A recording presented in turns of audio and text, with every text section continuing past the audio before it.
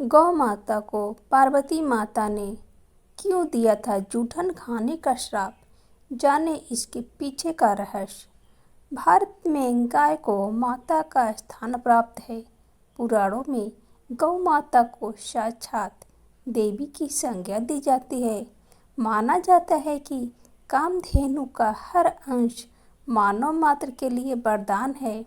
हर गृहस्थी की रसोई में पहली रोटी गौ माता के नाम से निकाली जाती है।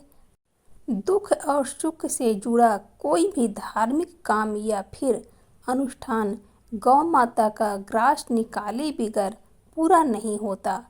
इसके बावजूद गौ माता की झुंड के झुंड कचरे के ढेर पर जूठन से पेट भरते दिखाई देते हैं। इसे देखकर मन में प्रश्न आता स्वाभाविक है कि आखिर गौ माता की आज ऐसी दुर्गति क्यों है। इस प्रश्न का उत्तर माँ पार्वती का श्राप से जुड़ा है। एक बार की बात है जब भगवान शिव और माता पार्वती समुद्र के किनारे विहार के लिए गए थे। इस दौरान भगवान शिव के मन में एक शरारत सूझी और उन्होंने कहा कि देवी पार्वती, मुझे अचानक एक आवश्यक कार्य के लिए जाना पड़ रहा है। मैं कार्य पूर्ण होते ही शीघ्र आपके पास आता हूँ। आप यही मेरी प्रतीक्षा कीजिए। असल में भगवान शिव माता पार्वती को परेशान करना चाहते थे। भगवान शिव की बात मानकर माता पार्वती अकेली ही समुद्र तट पर बैठकर उनकी प्रतीक्षा करने लगी और इसी तरह शाम हो गई। उस दिन तीज की तिथि थी और रात तक शिव जी नहीं लौटे तो माँ पार्वती ने समुद्र तट पर ही रेत की शिवलिंग का निर्माण किया और आसपास के उपलब्ध पूजन सामग्री से शिव जी की रात भर निर्जल निराहार उपासना की और व्रत संपन्न किया। भगवान शिव वहाँ सूक्ष्म रूप में पहले से ही विराजमान थे और वह सभी गतिविधियों को निहार रहे थे। सुबह होते ही माँ पार्वती ने समुद्र में रेत की शिवलिंग और पूजन की सामग्री को विसर्जित कर दिया।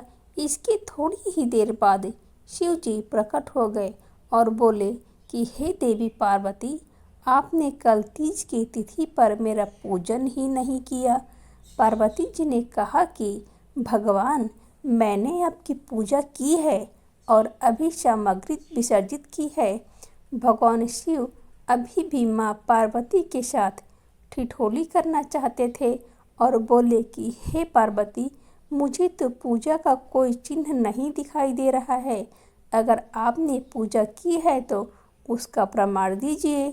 शिव जी की बात सुनकर पार्वती माता ने आसपास देखा और उन्हें वहाँ एक गाय खड़ी दिखाई दी। उन्होंने भगवान शिव से कहा कि यह गाय मेरी गवाही है। जब मैं पूजा कर रही थी तब यह उपस्थित थी।